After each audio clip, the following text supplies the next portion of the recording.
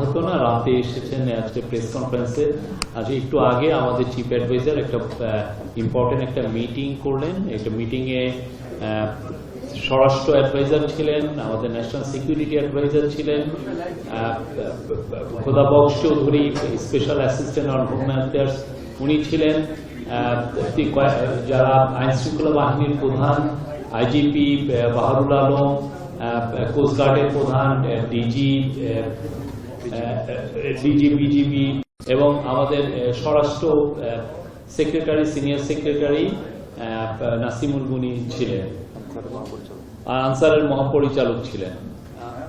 আজকের মিটিং এর মূল ইস্যু ছিল যে স্বরাষ্ট্র মন্ত্রণালয়ের বিষয়ে যে প্রস্তুতি সামনে, আমাদের জানেন যে নির্বাচন হবে। নির্বাচনের আমরা দুইটা সম্ভাব্য টাইম জানিয়েছি। একটা হচ্ছে যে স্যার জাতির উদ্দেশ্যে ভোটে জানিয়েছিলেন যে এপ্রিলের প্রথমার্ধে ইলেকশন হবে। পরবর্তীতে আমরা আরো জানিয়েছি যে যদি প্রস্তুতি সম্পূর্ণ হয়, সংস্কার হয়ে যায়, তাহলে সেটা রোজার আগেই ইলেকশন হতে পারে ফেব্রুয়ারিতে। তো এই বিষয়ে নির্বাচনের প্রস্তুতির বিষয়ে আসলে আজকে পুরো প্রায় 2 ঘন্টার মিটিং এ রিভিউ করা হয়েছে এবং আজকে অনেকগুলো ইম্পর্টেন্ট নির্দেশনা দিয়েছেন চিফ অ্যাডভাইজার। প্রথম নির্দেশনা ছিল যে আইন শৃঙ্খলা বিষয়ক যত প্রস্তুতি নির্বাচনকে ঘিরে সব প্রস্তুতি উনি নিতে বলেছেন বাই ডিসেম্বর।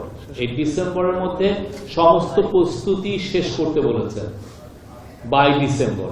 মানে এই প্রস্তুতিগুলোর মধ্যে অনেকগুলো বিষয় আছে, যেমন আইন শৃঙ্খলা বাহিনীতে 17,000 নতুন member of security forces like police, BGB, coastguard নেওয়া হচ্ছে এই নির্বাচনকে সামনে রেখে।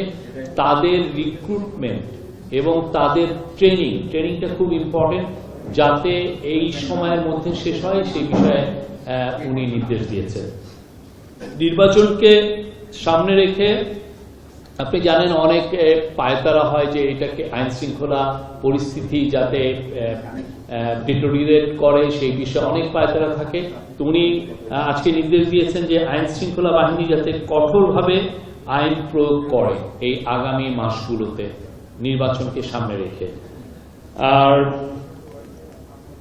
উনি মিটিং এ জানানো হয়েছে যে 8 লক্ষর মতো আইন শৃঙ্খলা বাহিনীর মেম্বাররা ইলেকশন ডিউটিতে থাকবেন।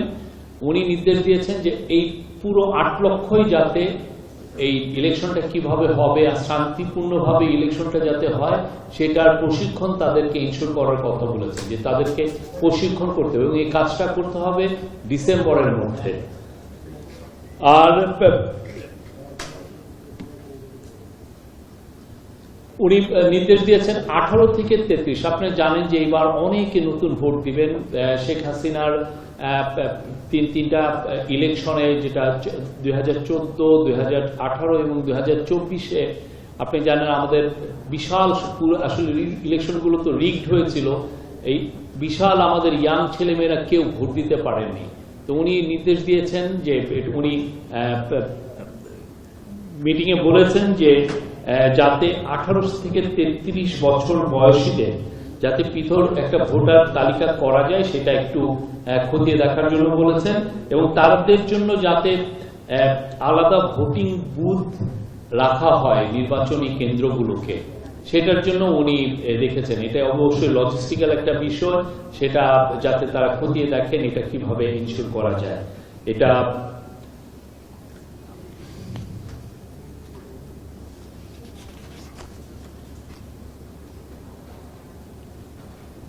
নির্বাচনকালীন সময়ে আইন শৃঙ্খলা বাহিনী কিভাবে ডিপ্লয়েড হবে এটা একটা ইস্যু। কোথায় কোথায় ডিপ্লয়েড হবে আপনারা জানেন, যে বর্ডার এরিয়াতে কিভাবে ডিপ্লয়মেন্ট হবে, দেশের বিভিন্ন জায়গায় ডিপ্লয়মেন্ট এবং ঝুঁকিপূর্ণ কেন্দ্রে কিভাবে ডিপ্লয়মেন্ট হবে, কতজন আনসার থাকবেন, কতজন পুলিশের সদস্য থাকবেন, বিজিবি বা সেনাবাহিনী কিভাবে থাকবেন, স্ট্রাইক ফোর্স হিসাবে কিভাবে থাকবেন, সেগুলো নিয়ে আজকের মিটিং এ বিস্তারিত আলোচনা হয়। এবং ওইখানে বলা হয় যে 8 লক্ষের মধ্যে 5,70,000 হচ্ছে হলে আনসার এবং 1,41,000 হচ্ছেন পুলিশের সদস্য। উনি পুলিশকে বাংলাদেশের 47,000 পুলিশ, মিটিং এ বলা হয়েছে যে 47,000-এর মতো ভোটিং কেন্দ্র থাকবে এবং তারা দেখেছেন, অ্যাসেসমেন্ট করে দেখেছেন যে 16,000-এর মতো ভোট কেন্দ্র হচ্ছে ঝুঁকিপূর্ণ হতে পারে। তো এই ঝুঁকিপূর্ণ কেন্দ্রে কিভাবে শান্তিপূর্ণভাবে ইলেকশন ভোটটা কন্ডাক্ট করা যায় সেই জন্য উনি নির্দেশ দিয়েছেন, এবং সেটা নিয়ে আজকে অনেক বিস্তারিত আলোচনা হয়েছে।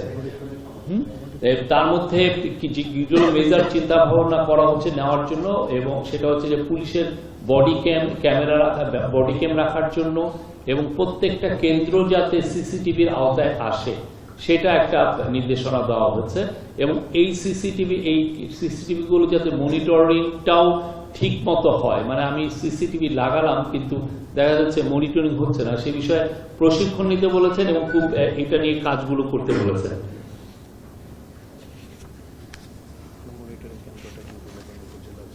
জুডিশিয়াল, আপনি জানেন যে বাংলাদেশে এক্সিকিউটিভ ম্যাজিস্ট্রেটরা ইলেকশনের সময় ডিপ্লয়েড হয় এবং জুডিশিয়াল ম্যাজিস্ট্রেটও ডিপ্লয় হয়। তো একটা মিটিং অবজার্ভ করা হয়েছে যে জুডিশিয়াল ম্যাজিস্ট্রেটদের অনেক সময় এই ভোট বিষয়ে তাদের প্রশিক্ষণের অভাব থাকে। তো তাদের কিভাবে ভালোভাবে প্রশিক্ষণ দিয়ে ভোটের জন্য তাদেরকে প্রস্তুত করা যায় সে বিষয়ে আজকে নির্দেশনা এসেছে। আর আগে আপনারা জানতেন যে ইলেকশনের সময় 4 দিন একটা পুলিশ বা সিকিউরিটি ফোর্সের একটা ডেপ্লয়মেন্ট হতো। এবার বলা হচ্ছে যে এটাকে কিভাবে 7 দিনের মধ্যে ডেপ্লয়মেন্টটা করা, এবং যাতে করে নির্বিঘ্নে এবং ভোটের আগের কোনো ধরনের ভায়োলেন্সকে যেন এটা প্রতিহত করা যায়, এবং ভোটের পরেও যেন আইন শৃঙ্খলা পরিস্থিতি যাতে ডিটোরিয়েট না হয় সেটা লক্ষ্য রাখার জন্য কিভাবে 7 দিনের ডিপ্লয়মেন্টে কিভাবে হয় এটা নিয়েও আজকে যথেষ্ট আলোচনা হয়েছে।